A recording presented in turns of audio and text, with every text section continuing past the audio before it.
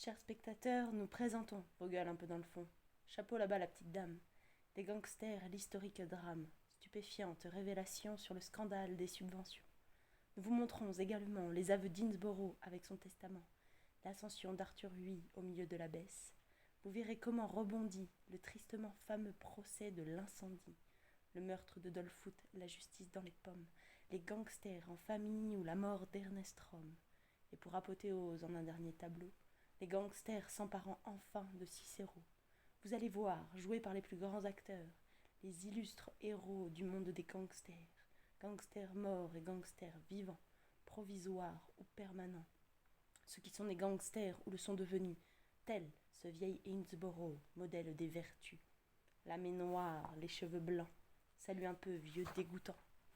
Vous y verrez aussi, tiens déjà le voilà, qui paraît, le fleuriste appelé Gobola.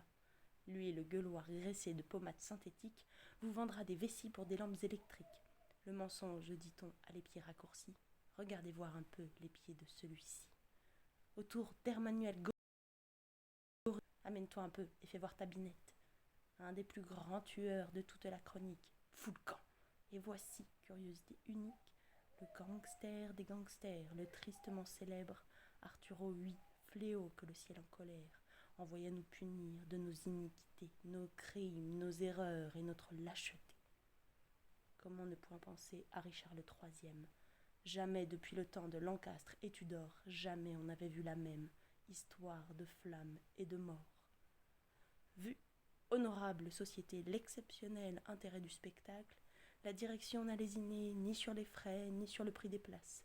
Tout est représenté en grand style tragique, mais sans quitter d'un pas le réel authentique.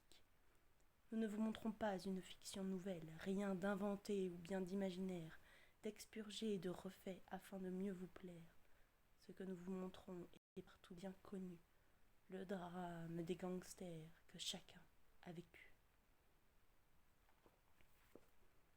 Bon, c'était le prologue de La résistible ascension d'Arthur Huy de Bertolt Brecht, euh, l'auteur sur lequel j'ai le plus travaillé, que j'adore. Cette pièce monumentale avec 33 personnages que j'ai désespérément essayé de mettre en scène dans une folie pure. C'est très long et très difficile, mais c'est vraiment exceptionnel. Voilà, Bertolt Brecht, quand il l'a écrit, parlait d'Hitler et de la résistible ascension au pouvoir de ce personnage que nous connaissons tous. Cette pièce est géniale. Voilà. Et ben, bonne journée et bon confinement.